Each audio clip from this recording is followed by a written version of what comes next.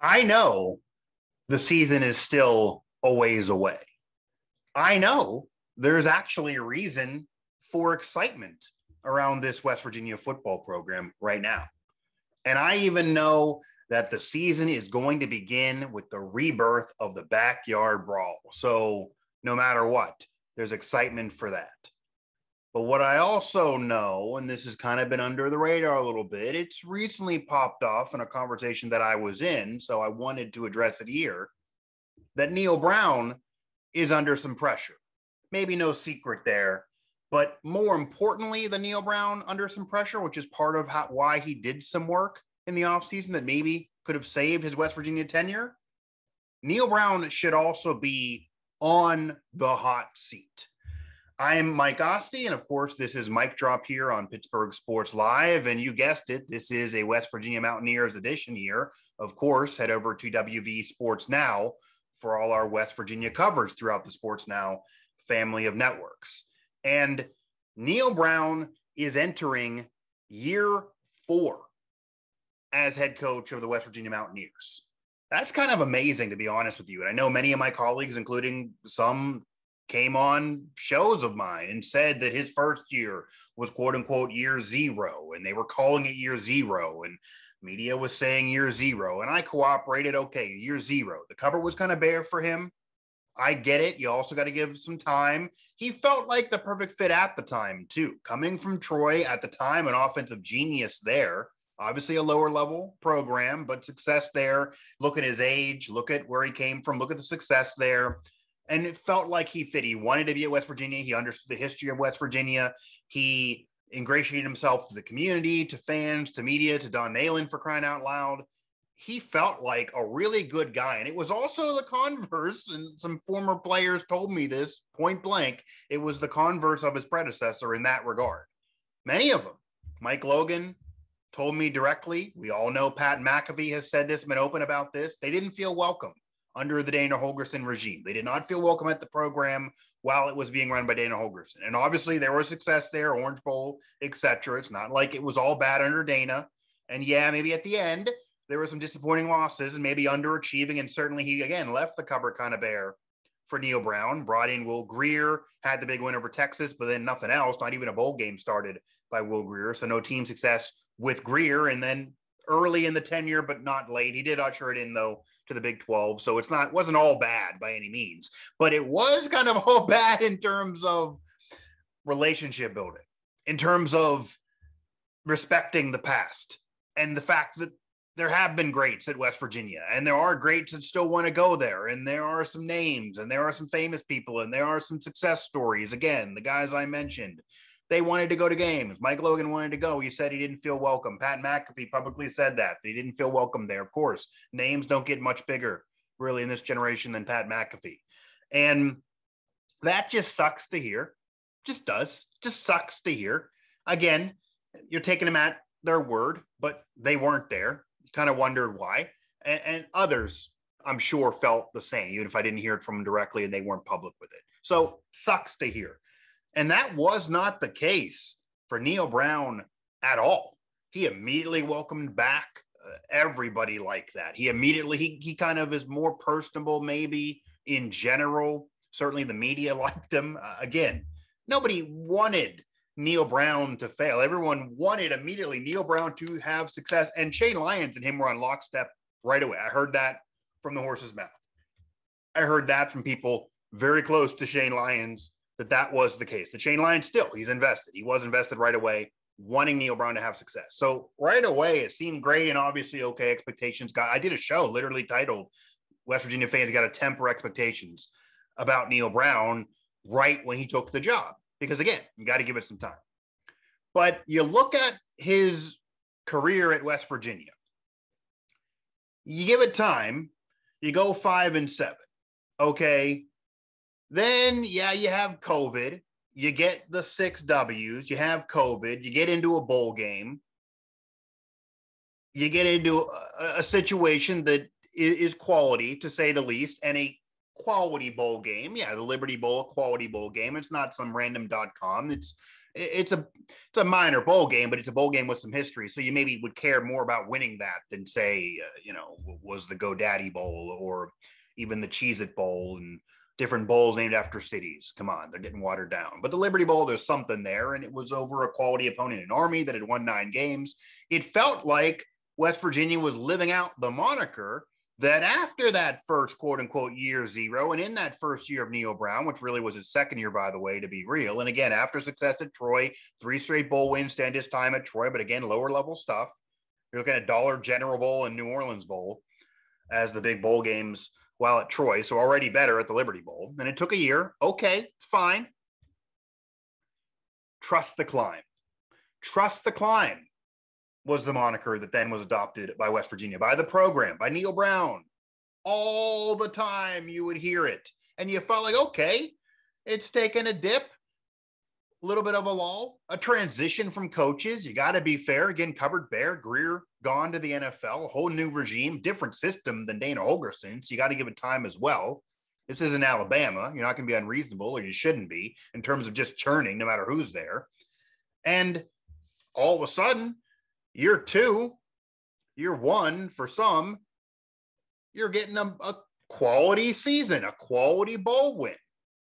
Yeah, it's some losses you wish you could have back, of course. And again, it was a few years before you even got a big-time victory. And you then could argue season after, maybe the big-time victory, okay, you're stepping it up a little bit. Maybe you're arguing Virginia Tech, rebirth of that rivalry. Maybe that's the big-time win. But then you saw what happened with Virginia Tech at the end of that season. They really weren't that great.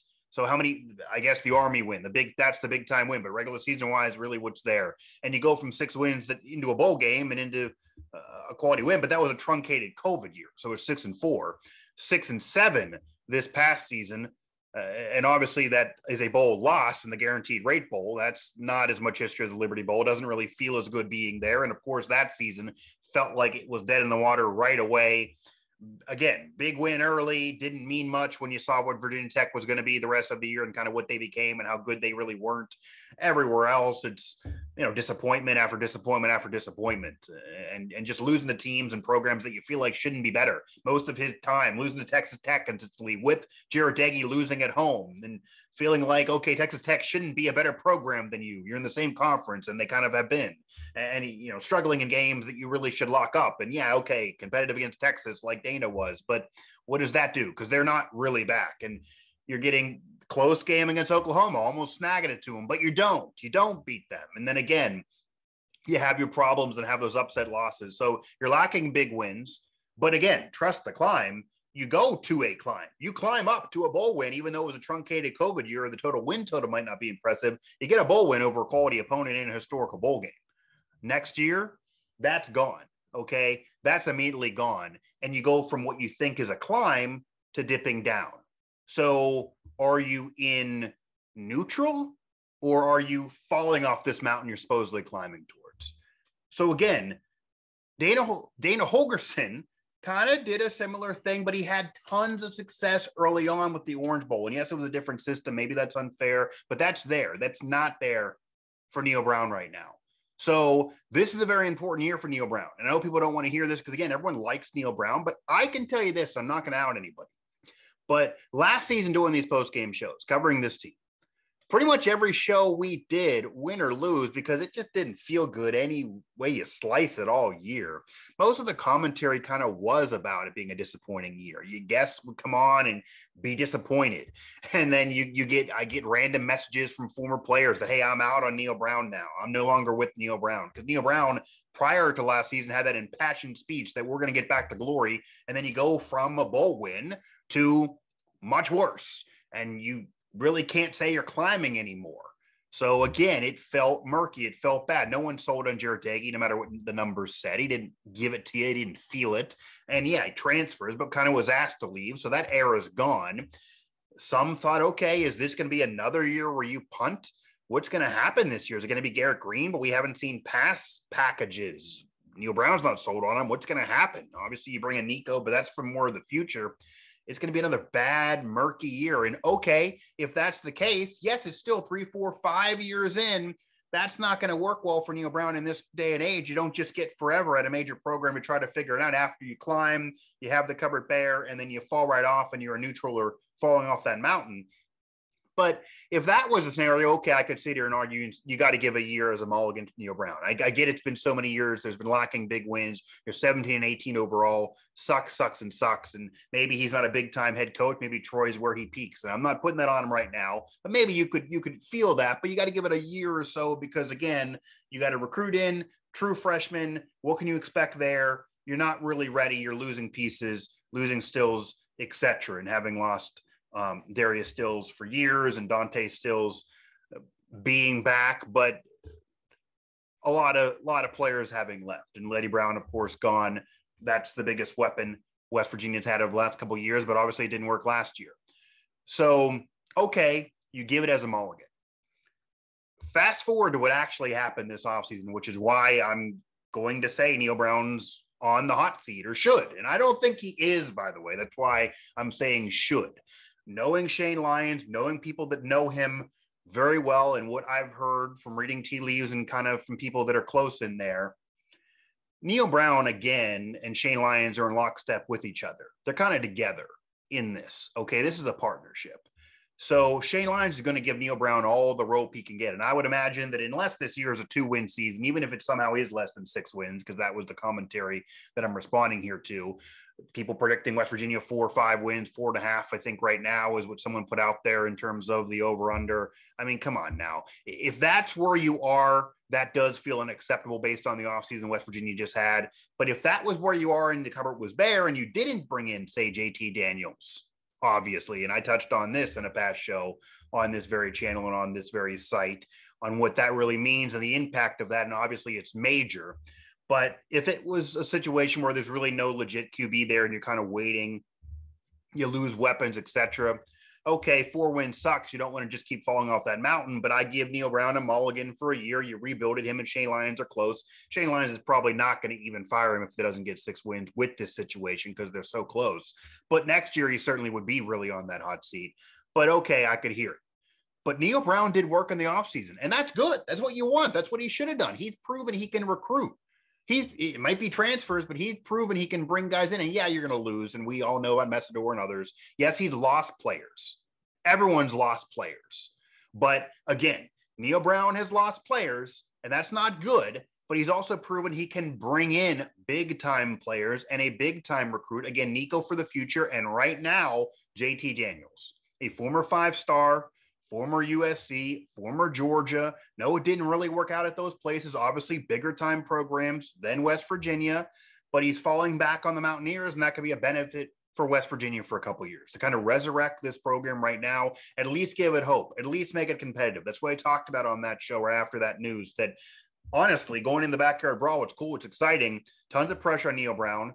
But I was going to have to do a show like this and argue that you got to give him a year as a mulligan. You got to wait and see. You can't grade him off this year. There's nothing there. There's no QB. It'll be the next year that he got to step up a little bit and then be on the hot seat. It sucks to say, but you're almost in another year 0 type scenario here, even though it's 4 years in. But now with JT there, Neal Brown kind of saved maybe his tenure possibly and showed that even if the program's not winning and it's down and out, and maybe it's coming off one of its worst seasons it's had in 20 years, honestly, that he can still bring in a guy like that. And even though he said he was an offensive genius, and others have said Neal Brown's an offensive genius out of Troy, and he put points up there, of course, at a lower level, West Virginia's offense has been anemic at times since he's come to Morgantown. So we have not seen an offensive explosion. In fact, 2 years ago, the defense was number 1 in the country for a few games into the season. Last year, the defense was even serviceable at times. The defense has been better than some would have thought. They went off of a scandal a couple years ago with Vic Koenig and the whole racism scandal and him leaving, and how close him and Neal Brown were and how much he meant to that defense, and turned it around and were a great defense to start that season. So West Virginia's defense has not been the problem. No, I'm not saying it's the best in the country, but it's not the problem. West Virginia's offense doesn't have an identity, hasn't been nearly good enough. The offensive line has not been there. Letty certainly was not there last year to where he was a year earlier. And Jared Daggy, okay at times against bad teams, makes too many mistakes otherwise, doesn't give you that vibe of having success. And some wide receivers have stepped up, but again, not enough. The offense just hasn't been able to move the ball enough, and it's being led by a quote-unquote offensive guru in Neal Brown. So he's not been able to prove what he can do at Troy, he can do at West Virginia in terms of offense, in terms of wins and losses. Even if the wins weren't there, you want to see the points. You're not even seeing that at West Virginia. Okay, he's putting up points against lower level programs, really bad programs, but not even your level or even teams you should be competing against and at least scoring win or lose. Okay. So, and that's why 13% is the opportunity that West Virginia has against Pitt. That's why you're seeing that percentage out there in terms of that game. You got Slovis there, even though Kenny Pickett's gone. They're going to put up points even without Jordan Addison. Can West Virginia hang with them? Can they do that? No, unless JT Daniels can. Unless JT Daniels can help lead the way. But JT Daniels being there is twofold. It can help save the Neal Brown era. It does bring excitement to this program right now. There's reason to get excited because you have a top recruit, even if it's in the past, a kid who has thrown yards, who has thrown touchdowns, has played in big games, has played high-level college football, is a veteran in this, and also very, very hungry and trying to end his career on a positive note and kind of save his college career as well overall. Having him, reason for excitement, it's legit. I'm not in any way guaranteeing that's 9-10 wins or even 8 wins like some are throwing out there, but there's reason for excitement. It otherwise wouldn't be there without him. And it shows that Neal Brown can do work and bring in transfers, bring in recruits for now and the future, even after the season's not what you want for West Virginia. So that's a positive for Neal Brown recruiting-wise as well. He can do all of this after a bad year, not after a good year, but after a bad year. That's big. Like Pitt brings in Slovis after the best season they've had in 50 years. It makes sense. You didn't know about the Addison situation, but it makes sense. That's going to bring in more players, get you more attractive as a program when you're that good and when you cash in off a special year. West Virginia's coming off one of the worst seasons they've had in a long time, and yet brings in maybe the other diamond in the rough quarterback that's a veteran that's looking to go somewhere else. They're head-to-head in the backyard brawl in JT Daniels. And some could argue because of the offensive coordinator situation, because of the connection coaching-wise, bringing in Graham Harrell, et cetera. Maybe that's as big of a deal as anything that's kind of under the rug and underrated as well. The JT Daniels could soar, could have a great year, could have a special year. Who knows about any individual awards, but could lead West Virginia to respectability, if anything else, if not being competitive. And that wouldn't have happened with Deggy. That wouldn't have certainly happened without JT Daniels or with any other options that were there. A true freshman, Garrett Green, wasn't going to work, wasn't going to happen. So that's to Neal Brown. That's to Neal Brown's credit to bring in JT and do that and add that excitement. But the other end of it is now that JT's there, there's some pressure. And if West Virginia, I'm not saying again that West Virginia has to win 8 games or go to a major bowl game or even contend for this conference title the way it's currently formed. But it can't be 4 wins. It can't be 4 wins. You can't bring in JT Daniels for everything that he represents, and it's all positive in terms of hype, excitement, and even expectations of level of play on the field that would not have been there otherwise. You're even kind of taking a pride hit. And okay, somebody else helped me with the offense. I'm an offensive guru, but somebody else helped me. That's mature. That's what you want from Neal Brown. And again, says and does all the right things. Wins and losses got to be there. It's a results-based business. So you bring in JT, that's great. I think he saved the off season a little bit there with Mestor and others leaving by having JT Daniels come aboard for at least 1, if not 2 years. And that, again, could save this bridge. And then maybe you give it to Nico or whatever else. That could work. And you right away off a backyard brawl. So I'm not saying they're going to beat Pitt. I'm not saying I'm predicting that, by the way, although who knows? Pitt has certainly had some bad losses. So again, it could happen. Wouldn't shock me. And they have an easy schedule those first few games besides Pitt to kind of get their footing, win or lose the brawl. But because of all of that, because of JT Daniels now creating some expectations, even after a bad year for West Virginia, that puts more pressure on Neal Brown. And going into year 4, and then after that would be year 5, the wins and losses got to be there. So I'm not getting crazy and saying it got to be 8 wins or got to be 9, 10, anything else. I'm not saying JT got to mean that. Okay. Maybe next year, if he's still there, maybe then you can have those expectations depending on the team, but even then, probably not. I'm saying at minimum, got to be 6 into a bowl game at minimum. You look at the schedule, it's not murderer's row. You got to beat the team you're supposed to beat. Okay, maybe Pitt's favored. Maybe other teams are going to be favored against you. I'm not saying you got to go undefeated here. You're not. But you got to beat the teams you're supposed to beat. That's what Jared Dagey and the Mountaineers did not do. There were some games in there they should have won that weren't better teams, that if you add those wins, it would have been better years, of course.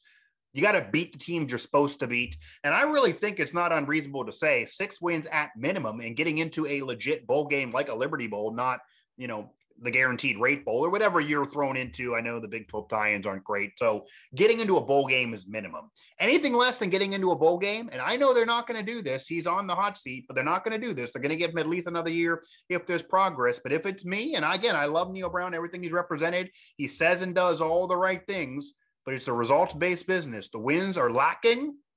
The climb is not happening. It's not climbing. And it's a results-based business. So if West Virginia doesn't get 6 wins this year with JT Daniels and now with some expectations around this program, despite last year, I'd fire him. And I'm not saying they're guaranteedly going to get someone better. Who knows? At least maybe at the same level.